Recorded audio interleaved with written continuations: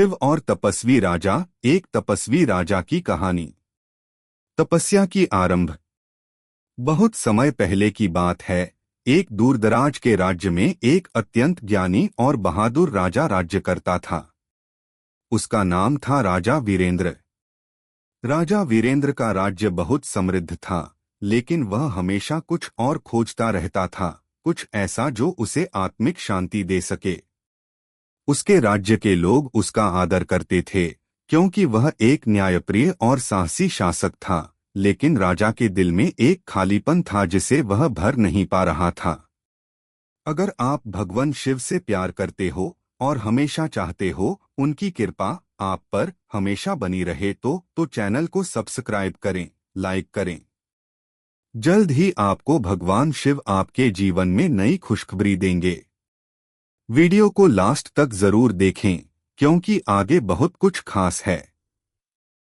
राजा वीरेंद्र की यह दुविधा तब और बढ़ गई जब उसने एक संत से सुना कि मनुष्य की सबसे बड़ी उपलब्धि है भगवान की प्राप्ति। संत के शब्दों ने राजा के मन में एक आग लगा दी। वह जानता था कि उसकी महानता सिर्फ भौतिक समृद्धि और भौतिक शक्तियों में नहीं छिपी है, बल्कि आत्मिक उन्नति और भगवान के प्रति श्रद्धा में है। राजा ने संकल्प लिया कि वह भगवान शिव की भक्ति में अपनी पूरी जिंदगी समर्पित कर देगा। वह जानता था कि भगवान शिव अपनी तपस्या से प्रसन्न होते हैं, और उन्होंने यह ठान लिया कि वह अपनी तपस्या से भगवान शिव का आशीर्वाद प्राप्त करेगा। राजा ने अपना महल छोड़ने का निश्चय किया और जंगल की ओर बढ़ने लगा। उसे जंगल में जाने से पहले कई मंत्रियों और अपने प्रियजनों से विदा लेना पड़ा। लेकिन राजा वीरेंद्र का मन बहुत दृढ़ था। उसने यह सोच लिया था कि वह भगवान शिव के दर्शन के लिए अपनी पूरी शक्ति और समर्पण लगा देगा। जंगल में प्रवेश करते ही राजा वीरेंद्र ने अपनी तपस्या शुरू कर दी। उसने गहरी साधना के लिए कठिन नियमों का पालन किया। वह प्रतिदिन सुबह सूर्योदय से पहले उठता, नदी में स्नान करता, फिर घने जंगल के बीच अपने आसन पर बैठता और भगवान शिव के मंत्र नमः शिवाय का जप करता। यह जप कभी न रुकता। वह अपने तन, मन और आत्मा को पूरी तरह से भगवान शिव के प्रति समर्पित कर चुका था। वह साधना में इतने मग्न हो गया कि उसने भोजन, पानी और नींद को भी नजरअंदाज कर दिया। उसका शरीर कमजोर होता गया, लेकिन उसका आत्मविश्वास और भक्ति दिन प्रतिदिन बढ़ते गए। उसके तप से आसपास के सभी जीव जंतु और पक्षी भी शांतिपूर्वक उसकी तपस्या में सहभागी बनते थे। जंगल में हर एक कण में भगवान शिव का आभास होने लगा। कई महीने बीत गए, लेकिन राजा वीरेंद्र ने अपनी तपस्या में कोई कमी नहीं आने दी। उसकी भक्ति और तपस्या का यह प्रभाव था कि जंगल के देवता भी उसकी साधना से प्रभावित हो गए थे। लेकिन भगवान शिव की उपस्थिति तो अत्यंत दूर थी, और वह केवल उन भक्तों को ही दर्शन देते थे जो उनके प्रति पूरी तरह समर्पित होते थे।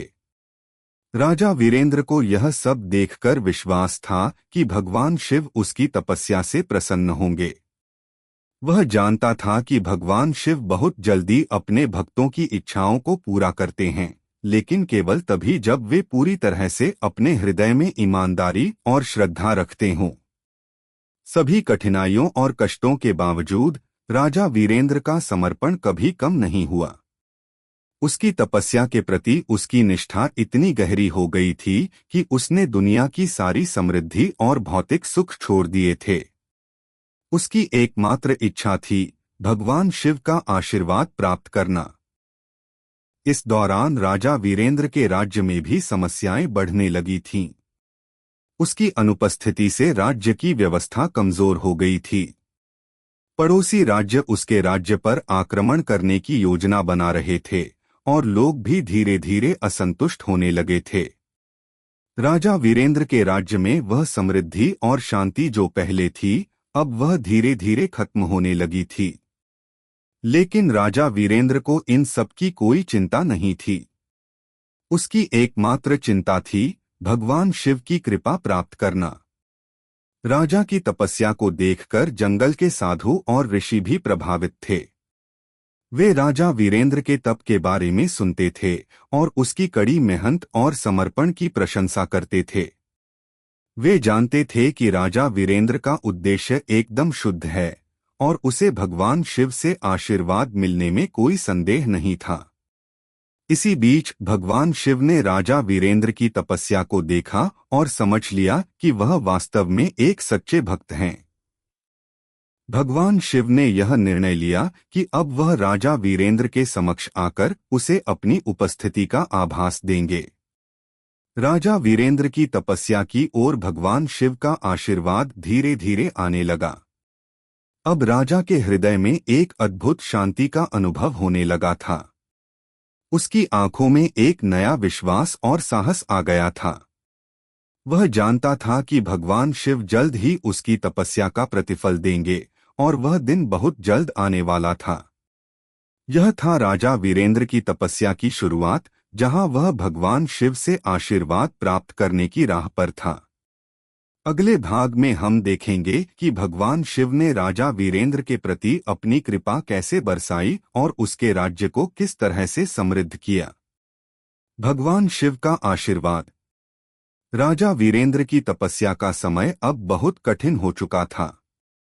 महीनों की कठिन साधना, भूख, प्यास और थकान ने उसकी शारीरिक अवस्था को कमजोर कर दिया था, लेकिन उसका आत्मविश्वास और भक्ति कभी कमजोर नहीं पड़ी।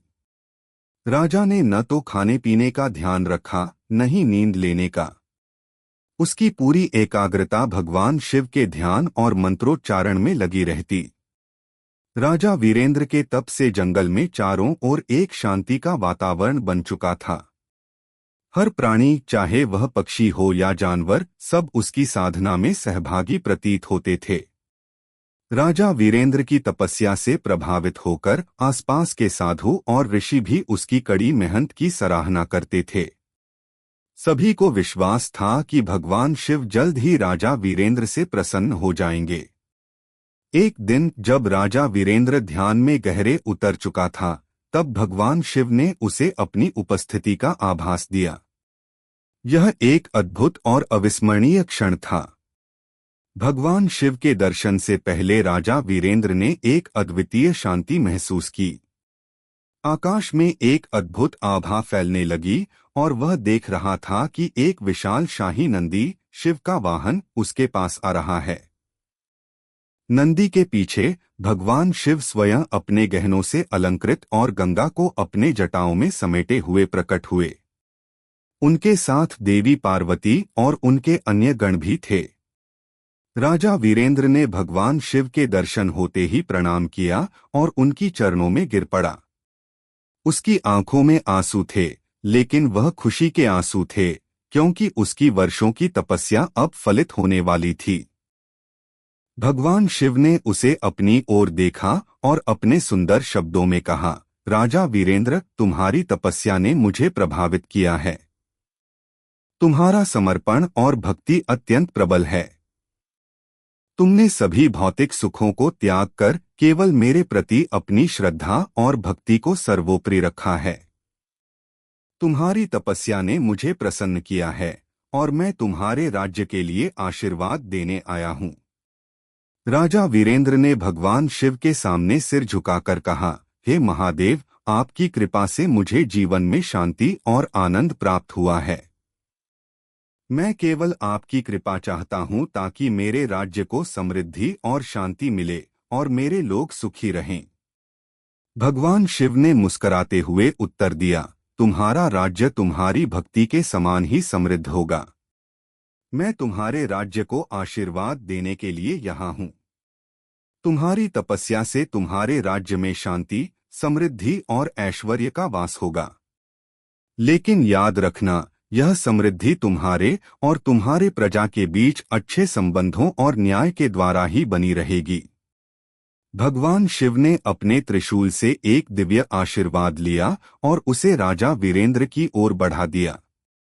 जैसे ही राजा ने वह आशीर्वाद प्राप्त किया, उसके शरीर में एक नई ऊर्जा का संचार हुआ। उसकी थकी हुई आत्मा को एक नई शक्ति मिल गई। उसकी आंखों में तेज और हिम्मत का संचार हुआ और उसके दिल में केवल एक विचार था, अपने राज्य को भगवान शिव के आशीर्वाद से समृद्ध करना। भगवान शिव ने फिर कहा, अब तुम्हारा राज्य समृद्ध होगा, लेकिन तुम्हें यह सुनिश्चित करना होगा कि तुम्हारे राज्य में सभी लोग खुशहाल रहें। तुम्हें अपने राजधर्म का पालन करते हुए लोगों की भलाई के लिए काम करना होगा। मैं तुमसे एक और वचन चाहता हूँ, अपने राज्य को हमेशा सत्य और न्याय के मार्ग पर चलाना और अपनी भक्ति से कभी पीछे नहीं हटना। राजा वीरेंद्र ने दृढ़ निश्चय से कहा, हे महादेव, मैं वचन देता हूँ कि मैं अपनी पूरी शक्ति से आपके आशीर्वाद का पालन करूंगा और अपने राज्य को समृद्ध और खुशहाल बनाए रखने के लिए हर संभव प्रयास करूंगा। भगवान शिव ने राजा वीरेंद्र को आशीर्वाद दिया और धीरे धीरे अपने वाहन नंदी पर सवार हो गए। उनके साथ देवी पार्वती और उनके गण भी लौट गए, लेकिन भगवान शिव का आशीर्वाद राजा वीरेंद्र के हृदय में स्थायी रूप से रह गया। राजा वीरेंद्र की तपस्या और भगवान शिव का आशीर्वाद अब उसे नई दिशा में मार्गदर्शन करने लगे। वह तुरंत अपने राज्य की ओर वापस लौट आया। रास्ते में ही उसने महसूस किया कि उसकी कड़ी तपस्या ने न केवल उसकी आत्मा को शुद्ध किया था, बल्कि उसके राज्य को भी नई ऊर्जा दी थी। राज्य में प्रवेश करते ही राजा वीरेंद्र ने देखा कि जैसे जैसे वह अपने महल की ओर बढ़ रहा था, वहां का वातावरण बदला हुआ था। आकाश साफ था और हवाएं ठंडी और शीतल महसूस हो रही थीं। लोगों के चेहरों पर मुस्कान थी और हर कोई राजा का स्वागत करने के लिए बाहर आ गया था। राजा वीरेंद्र का आशीर्वाद ही उनकी समृद्धि और खुशी का कारण बन चुका था। राजा वीरेंद्र ने भगवान शिव के आशीर्वाद से अपने राज्य में कई सुधार किए। उसने प्रजा के लिए अच्छे नियम बनाए और न्याय व्यवस्था को मजबूत किया। उसने किसानों की मदद के लिए कई योजनाएं बनाई और व्यापारियों को राज्य में व्यापार करने के लिए सुविधाएं दी। अब उसका राज्य न केवल समृद्ध था, बल्कि वहां की प्रजा भी संतुष्ट और खुशहाल थी। भगवान शिव का आशीर्वाद अब राजा वीरेंद्र के राज्य में हर दिशा में फैल चुका था। राज्य के हर कोने में समृद्धि और शांति का वातावरण था और राजा वीरेंद्र ने कभी नहीं भूला कि यह सब भगवान शिव के आशीर्वाद और उसकी तपस्या का परिणाम था। राजा का न्याय और समृद्धि का सूत्र।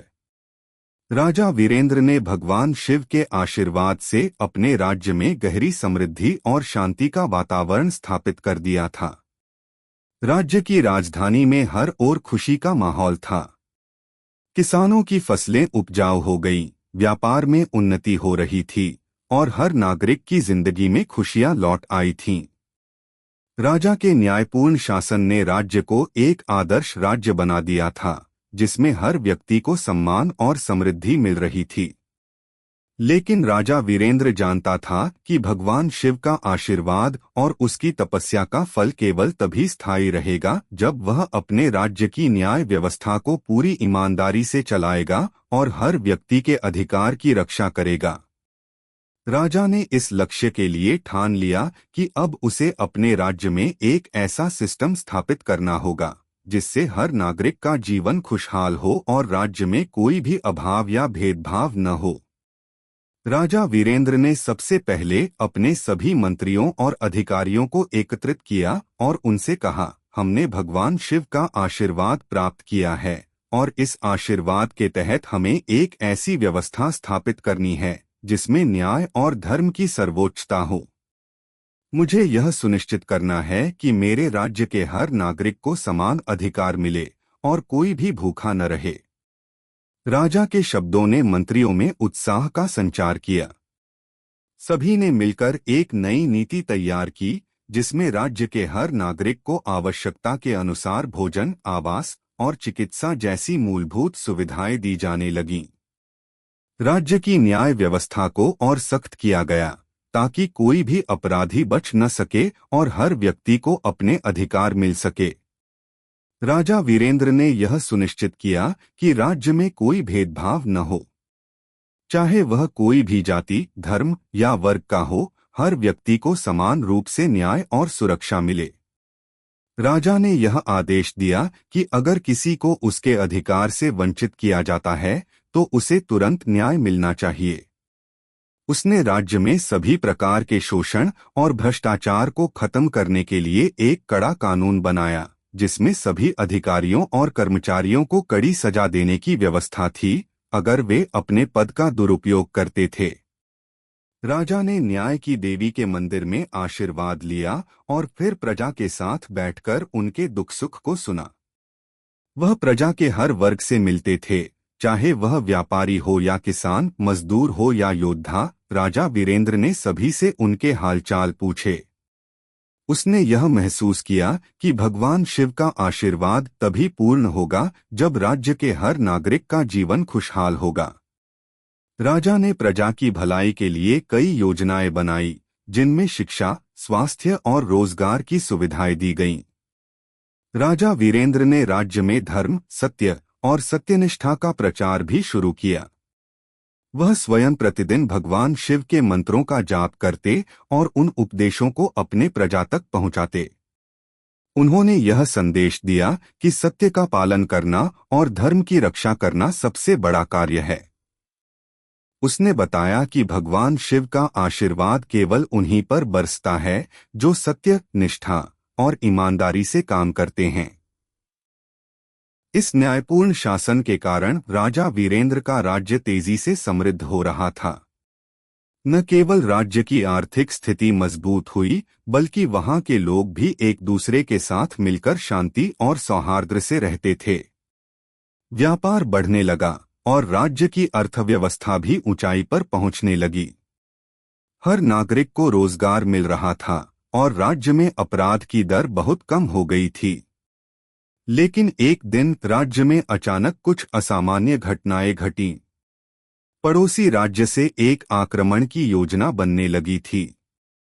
उस राज्य के शासक राजा दुर्योधन ने राजा वीरेंद्र के बढ़ते प्रभाव को देखकर उसकी शक्ति को चुनौती देने का निश्चय किया था। दुर्योधन ने अपने सैनिकों को युद्ध की तैयारी करने का आदेश दिया और जल्द ही अपनी सेनाएं राजा वीरेंद्र के राज्य की सीमा की ओर बढ़ने लगीं। राजा वीरेंद्र को यह सूचना मिली तो वह बहुत चिंतित हुआ। वह जानता था कि उसके राज्य की समृद्धि और शांति भगवान शिव के आशीर्वाद से है, लेकिन अब उसे एक नई परीक्षा का सामना करना था। क्या वह अपने राज्य की रक्षा कर पाएगा या भगवान शिव के आशीर्वाद का यह फल संकट में पड़ जाएगा? राजा वीरेंद्र ने तुरंत अपने सेनापतियों को बुलाया और युद्ध की रणनीति पर चर्चा करने लगा। उसने भगवान शिव के आशीर्वाद से एक बात सीखी थी कि केवल शारीरिक शक्ति और युद्ध कौशल से किसी का उद्धार नहीं होता। उसने सोचा कि भगवान शिव के आशीर्वाद से उसकी एकमात्र शक्ति सत्य और न्याय है। राजा ने अपनी सेना को आदेश दिया कि वे केवल आत्मरक्षा के लिए युद्ध करें और किसी भी स्थिति में निर्दोष नागरिकों को कोई क्षति न हो। राजा वीरेंद्र ने भगवान शिव से प्रार्थना की और युद्ध के मैदान में जाने से पहले भगवान शिव के मंत्रों का जाप किया। उसने इस युद्ध को धर्म की रक्षा के रूप में लिया और अपनी सेना को यही प्रेरणा दी कि वे शांति की स्थापना के लिए लड़े, न कि आक्रमण या विनाश के लिए। भगवान शिव की कृपा से उसे विश्वास था कि वह इस युद्ध में विजयी होगा, बशर्ते वह अपनी नीतियों और धर्म से न हटे। क्या राजा वीरेंद्र को अपने राज्य की रक्षा में सफलता मिलेगी? क्या भगवान शिव की कृपा उसके साथ रहेगी? यह रहस्य अब युद्ध के मैदान में खुलने वाला था। युद्ध और भगवान शिव का आशीर्वाद। राजा वीरेंद्र की तपस्या और भगवान शिव के आशीर्वाद से उसकी राज्य में शांति और समृद्धि का वास था, लेकिन अब उसे एक नई चुनौती का सामना करना पड़ रहा था। पड़ोसी राज्य के शासक राजा दुर्योधन ने उसके बढ़ते प्रभाव और समृद्धि को चुनौती देने का निर्णय लिया था। दुर्योधन ने अपनी विशाल सेना के साथ राजा वीरेंद्र के राज्य पर आक्रमण करने की योजना बनाई। राजा वीरेंद्र ने जब यह खबर सुनी तो वह तुरंत अपने महल में जुटे हुए अपने मंत्रियों और सेनापतियों के साथ सलाह-मशविरा करने लगा। यह स्पष्ट था कि एक बड़ा युद्ध होने वाला था और राजा को यह निर्णय लेना था कि वह किस प्रकार से इस संकट का सामना करेगा। राजा वीरेंद्र ने सोचा, भगवान शिव का आशीर्वाद प्राप्त करने के बाद यह मेरी परीक्षा का समय है। मेरे राज्य की समृद्धि और शांति को बनाए रखना यही मेरा धर्म है। मुझे अपनी सेना को न्यायपूर्ण तरीके से मार्गदर्शन देना होगा और भगवान शिव की उपस्थिति से हमें विजय मिलेगी। राजा वीरेंद्र का आत्मविश्वास और उसकी नीतियां बहुत मजबूत थीं। उसने अपनी सेना को आदेश दिया कि वे केवल आत्मरक्षा के लिए युद्ध करें और यदि युद्ध टाला जा सकता है तो उसे टालने की पूरी कोशिश की जाए। हम युद्ध के बजाय शांति चाहते हैं, लेकिन अगर हमें अपनी मातृभूमि की रक्षा करनी पड़े तो हम उसका सामना करेंगे, राजा ने कहा। राजा वीरेंद्र ने भगवान शिव की शरण में जाकर लंबी प्रार्थना की। वह अपने महल के मंदिर में गए, जहां भगवान शिव की एक विशाल प्रतिमा थी। राजा ने प्रणाम करते हुए कहा, हे महादेव, आपने मुझे अपार आशीर्वाद दिया है और अब मेरे राज्य को संकट में डाल दिया गया है। मैं आपसे निवेदन करता हूं कि इस युद्ध में मुझे और मेरे प्रजाजन को रक्षा दीजिए। मेरी तपस्या और भक्ति से प्राप्त शक्ति से मैं अपने राज्य की रक्षा करूंगा। कृपया मेरी सहायता करें। राजा वीरेंद्र की प्रार्थना सुनकर भगवान शिव ने अपनी उपस्थिति का आभास दिया। उन्होंने राजा को आशीर्वाद देते हुए कहा, राजा वीरेंद्र, तुम्हारी भक्ति और तपस्या ने मुझे प्रसन्न किया है। तुम्हारे राज्य की रक्षा अब मेरे हाथों में है। याद रखो, सत्य और धर्म की जीत होती है और तुम सच्चाई के मार्ग पर चल रहे हो। इस युद्ध में तुम्हारी विजय निश्चित है, क्योंकि तुम अपनी निष्ठा और भक्ति के साथ मेरे पास आए हो। भगवान शिव ने राजा वीरेंद्र को एक दिव्य त्रिशूल दिया, जो युद्ध के मैदान में उसकी शक्ति और विजय का प्रतीक बनेगा। राजा वीरेंद्र ने उस त्रिशूल को सिर झुकाकर प्राप्त किया और उसे अपनी सेना के साथ युद्ध में जाने के लिए तैयार हो गया। राजा वीरेंद्र की सेना अब एक नई ऊर्जा से भरी हुई थी। भगवान शिव का आशीर्वाद उन्हें एक अद्वितीय साहस और शक्ति दे रहा था। राजा ने अपने सेनापतियों से कहा, हम भगवान शिव के आशीर्वाद से युद्ध में उतरेंगे और हमें यह याद रखना होगा कि हम सत्य और धर्म के लिए लड़ रहे हैं। किसी भी निर्दोष नागरिक को नुकसान नहीं पहुंचेगा। हम अपनी शक्ति का उपयोग केवल अपनी रक्षा और शांति की स्थापना के लिए करेंगे। युद्ध के दिन राजा वीरेंद्र और उसकी सेना युद्ध भूमि पर पहुंचे। दूसरी ओर राजा दुर्योधन की सेना भी युद्ध के लिए तैयार थी। दुर्योधन ने अपनी विशाल सेना के साथ आक्रमण करने की योजना बनाई थी और वह विश्वास कर चुका था कि राजा वीरेंद्र को आसानी से पराजित किया जा सकता है। लेकिन उसे यह नहीं पता था कि भगवान शिव का आशीर्वाद राजा वीरेंद्र के साथ है। युद्ध शुरू हुआ और दोनों सेनाओं के बीच भयंकर संघर्ष होने लगा। राजा वीरेंद्र ने भगवान शिव के त्रिशूल का उपयोग किया और अपनी सेना को नेतृत्व देते हुए युद्ध भूमि में वीरता से लड़ा। उसकी सेना, जो पहले भयभीत और अनिश्चित थी, अब उत्साहित और संगठित थी। हर सैनिक की आंखों में विश्वास था, क्योंकि उन्हें विश्वास था कि भगवान शिव उनके साथ हैं। राजा वीरेंद्र ने भगवान शिव के मंत्र नमः शिवाय का उच्चारण करते हुए युद्ध में भाग लिया। जैसे ही वह मंत्र जपता, उसकी शक्ति और साहस और बढ़ जाता। भगवान शिव की उपस्थिति के आभास से युद्ध भूमि में एक अद्वितीय वातावरण बन गया था। भगवान शिव के त्रिशूल से राजा वीरेंद्र की सेना के प्रत्येक सैनिक को अद्वितीय शक्ति और साहस मिल रहा था। राजा दुर्योधन की सेना के लोग धीरे धीरे निराश होने लगे। वे महसूस करने लगे कि उनकी सारी योजना विफल हो रही है। राजा वीरेंद्र की सेना के जोश और शक्ति को देखकर दुर्योधन को लगा कि यह युद्ध अब उसके हाथ से बाहर जा रहा है। उसकी सेना एक एक करके पीछे हटने लगी। राजा दुर्योधन ने अपनी सेना को एकजुट करने का प्रयास किया, लेकिन अब देर हो चुकी थी। राजा वीरेंद्र ने भगवान शिव के आशीर्वाद से युद्ध में विजय प्राप्त की। उसने अपनी सेना की शक्ति और नेतृत्व से राजा दुर्योधन को पराजित किया। भगवान शिव के त्रिशूल ने दुर्योधन की सारी योजनाओं को धराशायी कर दिया। राजा दुर्योधन की सेना हार मान गई और उसने युद्ध समाप्त करने का अनुरोध किया। राजा वीरेंद्र ने दुर्योधन से कहा, मैंने इस युद्ध में किसी का अहित नहीं किया है और न ही मैं किसी पर अत्याचार करूंगा। यह युद्ध केवल मेरी मातृभूमि की रक्षा के लिए था।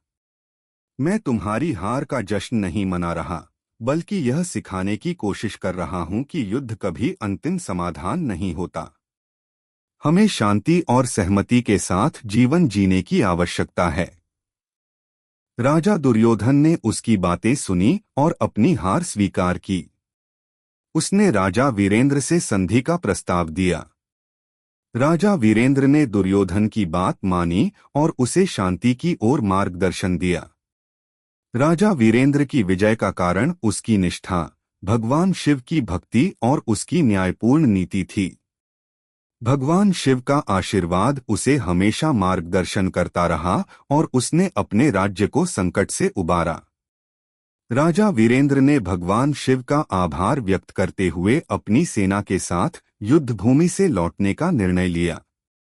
उसकी वापसी राज्य में एक नए उत्सव के रूप में हुई। राज्यवासियों ने राजा की वीरता और भगवान शिव के आशीर्वाद के लिए उत्सव मनाया।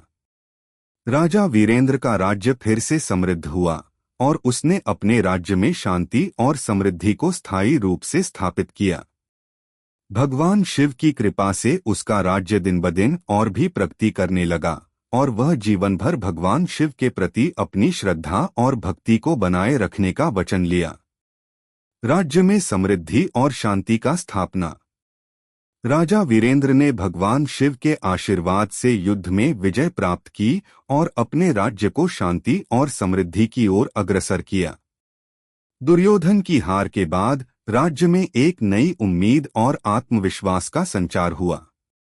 राजा वीरेंद्र ने अपने राज्य को और अधिक सशक्त और समृद्ध बनाने के लिए कई महत्वपूर्ण कदम उठाए। भगवान शिव के आशीर्वाद से उसने अपने राज्य में हर क्षेत्र में सुधार और प्रगति के नए रास्ते खोले। राज्य में युद्ध के बाद लोगों की स्थिति में सुधार हुआ था, लेकिन राजा वीरेंद्र ने महसूस किया कि केवल शारीरिक शक्ति और सैन्य विजय से ही राज्य का कल्याण नहीं हो सकता। उसे यह एहसास हुआ कि असली समृद्धि और शांति केवल तभी संभव है जब प्रत्येक नागरिक को उसके अधिकार मिलें और हर वर्ग को समान अवसर मिले। भगवान शिव की भक्ति और न्याय की भावना के तहत उसने अपनी योजनाओं को और भी मजबूती से लागू करना शुरू किया। राजा वीरेंद्र ने सबसे पहले राज्य में शिक्षा व्यवस्था को सुधारने का निर्णय लिया। उसे समझ था कि एक सशक्त और जागरूक समाज का निर्माण केवल शिक्षा से ही संभव है। उसने सभी ग्रामीण क्षेत्रों में विद्यालय स्थापित करने का आदेश दिया और शहरी क्षेत्रों में उच्च शिक्षा के संस्थान स्थापित किए। वह स्वयं शिक्षा के महत्व को समझते थे और इसलिए प्रजा के बच्चों को अच्छी शिक्षा देने के लिए उन्होंने कई स्कॉलरशिप योजनाएं शुरू कीं। राजा ने प्रत्येक गांव में एक शिक्षा अधिकारी नियुक्त किया, जिसका कार्य था बच्चों को शिक्षा दिलवाना और यह सुनिश्चित करना कि कोई भी बच्चा अशिक्षित न रहे। इसके साथ ही राजा वीरेंद्र ने विशेष ध्यान दिया कि लड़कियां भी शिक्षा प्राप्त करें। उसने एक ऐसा नियम बनाया जिसके तहत लड़कियों के लिए मुफ्त शिक्षा और छात्रवृत्तियां प्रदान की जाती थीं। सिर्फ शिक्षा ही नहीं, राजा वीरेंद्र ने चिकित्सा के क्षेत्र में भी सुधार किए। उसने राज्य के हर कोने में स्वास्थ्य केंद्र स्थापित किए और चिकित्सा सेवाओं को सबके लिए सुलभ बनाने के लिए मुफ्त इलाज की योजना शुरू की। उसे यह एहसास था कि जब तक लोग स्वस्थ नहीं होंगे, तब तक वे अपना सर्वश्रेष्ठ कार्य नहीं कर सकते। इसके अलावा उसने राज्य में आयुर्वेदिक चिकित्सा पद्धतियों को भी बढ़ावा दिया और विशेषज्ञ आयुर्वेदाचार्यों को राज्य में नियुक्त किया। राजा वीरेंद्र के शासन में कानून और व्यवस्था का भी कड़ा ध्यान रखा गया। उसने यह सुनिश्चित किया कि हर व्यक्ति को न्याय मिले और राज्य में कोई भी व्यक्ति शोषित न हो। उसने एक नई न्याय व्यवस्था लागू की जिसमें छोटे छोटे मामलों में भी निष्पक्ष निर्णय लिए जाते थे। वह स्वयं न्यायालय में बैठते और व्यक्तिगत मामलों में निर्णय लेते ताकि किसी को भी शिकायत का मौका न मिले। राजा ने न केवल अपने राज्य में कानून व्यवस्था बनाए रखी बल्कि उसे यह भी सुनिश्चित करना था कि राज्य के संसाधनों का सही तरीके से उपयोग हो। उसने कड़े कानून बनाए ताकि कोई भी व्यापारी या व्यक्ति राज्य के प्राकृतिक संसाधनों का शोषण न कर सके। राजा वीरेंद्र ने जल प्रबंधन के लिए विशेष योजना बनाई जिससे राज्य में जल संकट की समस्या का समाधान हुआ और किसानों को सिंचाई के लिए पर्याप्त पानी मिल सका। राजा वीरेंद्र ने राज्य में एक नई सामाजिक नीति लागू की जिसमें प्रत्येक व्यक्ति को समान अवसर और अधिकार मिलते थे। वह मानते थे कि भगवान शिव का आशीर्वाद केवल उन्हीं लोगों को मिलता है जो अपने धर्म और कार्य में निष्कलंक रहते हैं। उसने समाज के हर वर्ग को सम्मान देने के लिए एक विशेष योजना बनाई। इसके तहत उसने यह सुनिश्चित किया कि समाज के वंचित वर्गों को बराबरी का दर्जा मिले। वह समाज के हर व्यक्ति को यह संदेश देना चाहते थे कि हर व्यक्ति में महानता होती है और उसे सम्मान मिलना चाहिए, चाहे वह किसी भी जाति या धर्म से संबंधित हो। उसने शोषित और पिछड़े वर्गों के लिए विशेष योजनाएं बनाई जिनसे उन्हें रोजगार, शिक्षा और स्वास्थ्य सेवाओं में समान अवसर मिल सके। राजा वीरेंद्र का शासन अब आदर्श बन चुका था। राज्य में शांति और समृद्धि का वातावरण था। हर नागरिक को उसकी मेहनत का फल मिल रहा था और राज्य के हर व्यक्ति की जिंदगी में सुख शांति का अनुभव हो रहा था। राजा वीरेंद्र ने भगवान शिव की भक्ति और आशीर्वाद से यह सुनिश्चित किया कि राज्य में किसी भी प्रकार का भेदभाव न हो। राजा वीरेंद्र ने राज्य के लोगों से हमेशा यही कहा, भगवान शिव के आशीर्वाद से ही हम सब खुशहाल हैं। यही हमारी सच्ची समृद्धि है। यदि हम सच्चाई, न्याय और धर्म के मार्ग पर चलें तो कोई भी शक्ति हमें पराजित नहीं कर सकती। हम सभी एक समान हैं और हमें एक दूसरे की मदद करनी चाहिए। राजा वीरेंद्र की नीतियों का असर राज्य के हर क्षेत्र में दिखाई दे रहा था। किसानों की फसलें हर साल अच्छी होती, व्यापारी समृद्ध होते और राज्य में अपराध की दर बहुत कम हो गई थी। हर व्यक्ति को अपने जीवन में शांति और संतोष मिल रहा था। राजा वीरेंद्र ने एक दिन राज्य के मंदिर में भगवान शिव के दर्शन किए और उनका आभार व्यक्त करते हुए कहा, हे महादेव, आपकी कृपा और आशीर्वाद से ही हम इस सफलता तक पहुँचे हैं। आपने हमें सत्य और धर्म के मार्ग पर चलने की प्रेरणा दी। अब मेरा वचन है कि मैं हमेशा आपके सिद्धांतों का पालन करूंगा और मेरे राज्य में कभी भी कोई भेदभाव या असमानता नहीं होने दूंगा। भगवान शिव ने राजा वीरेंद्र को आशीर्वाद देते हुए कहा, राजा वीरेंद्र, तुम्हारी तपस्या और तुम्हारा आस्था मुझे अत्यंत प्रिय है। तुम्हारा राज्य अब सचमुच समृद्धि, शांति और न्याय का प्रतीक बन चुका है। तुम्हारी भक्ति और संघर्ष ने तुम्हारी प्रजा के लिए एक आदर्श राज्य स्थापित किया है। राजा वीरेंद्र का राज्य अब भगवान शिव के आशीर्वाद से एक आदर्श राज्य बन चुका था, जहां हर व्यक्ति को सुख, समृद्धि और सम्मान मिल रहा था। भगवान शिव का आशीर्वाद उसकी भक्ति और शासन की सफलता का कारण बना और राजा वीरेंद्र ने अपने राज्य में शांति और समृद्धि का स्थायी रूप से वास किया। अंतिम आशीर्वाद और महानता की ओर। राजा वीरेंद्र ने भगवान शिव के आशीर्वाद से अपने राज्य को समृद्धि और शांति से भर दिया था। उसकी नीतियां, उसकी भक्ति और उसके कार्यों ने न केवल राज्य को प्रगति की राह दिखाई, बल्कि राज्यवासियों के दिलों में भी विश्वास और श्रद्धा की एक नई आभा जगा दी थी। उसका शासन अब आदर्श बन चुका था और राज्य में हर व्यक्ति के जीवन में संतुलन और सुख का वास था। लेकिन जैसा कि भगवान शिव ने राजा वीरेंद्र से कहा था, हर व्यक्ति की यात्रा का एक अंतिम समय आता है। राजा वीरेंद्र ने महसूस किया कि उसकी तपस्या और भगवान शिव के आशीर्वाद का उद्देश्य सिर्फ इस जीवन में खुशहाल और समृद्ध राज्य का निर्माण नहीं था, बल्कि एक गहरी धार्मिक और आत्मिक यात्रा की ओर बढ़ना था। उसकी निष्ठा और तपस्या के कारण उसे अब यह एहसास हुआ कि उसे अपने जीवन का अंतिम उद्देश्य समझना और उसे आत्मसात करना चाहिए। समय बीतने के साथ राजा वीरेंद्र ने खुद को इस विचार में खोला कि उसकी शक्ति और उसकी स्थिति केवल एक साधन थे, जिनके माध्यम से उसे भगवान शिव की भक्ति और ज्ञान की उच्चता तक पहुंचना था।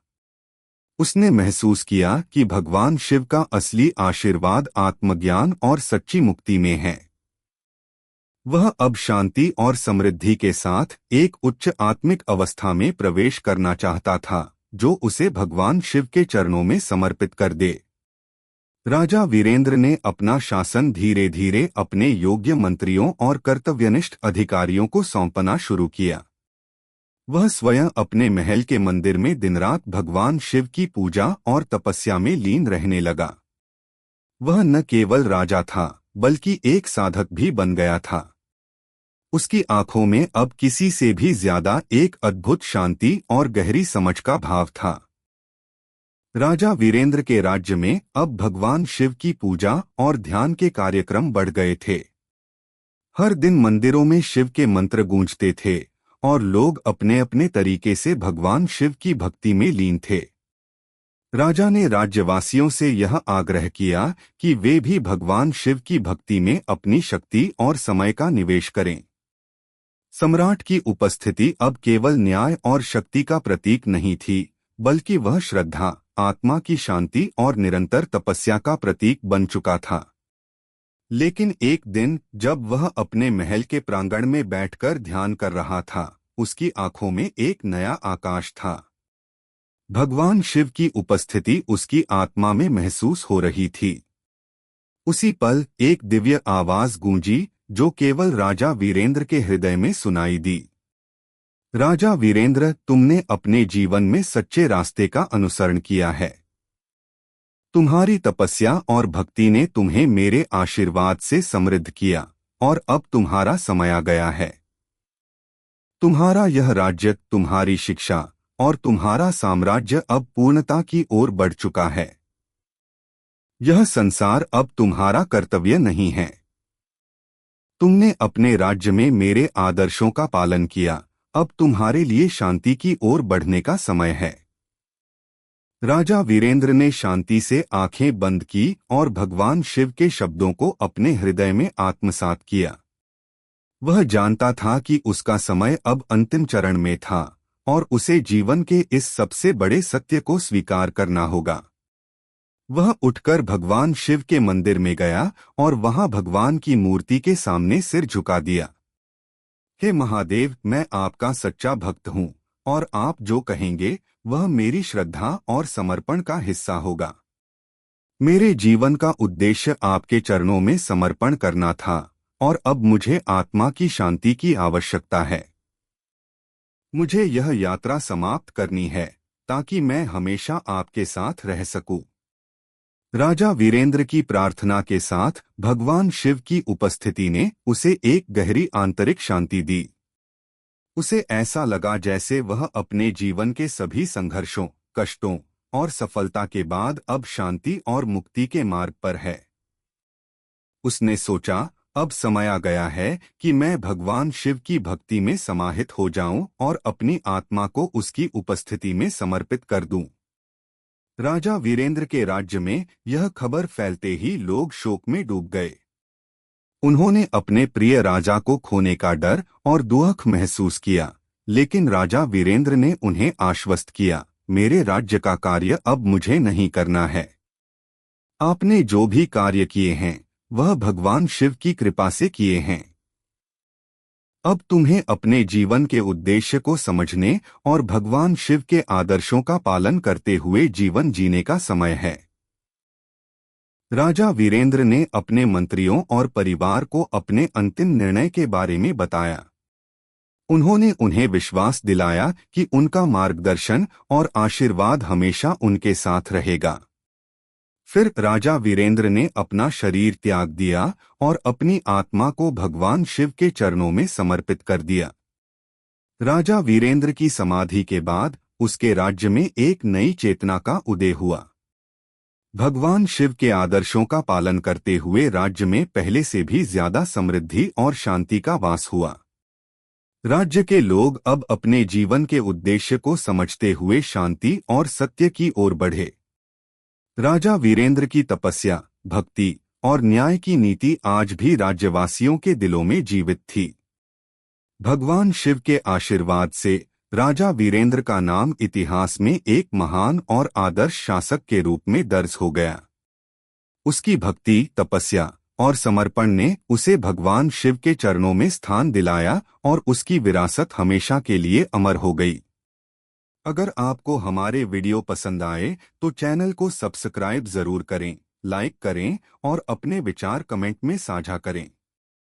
आपका सपोर्ट हमें और बेहतर कंटेंट बनाने की प्रेरणा देता है। धन्यवाद।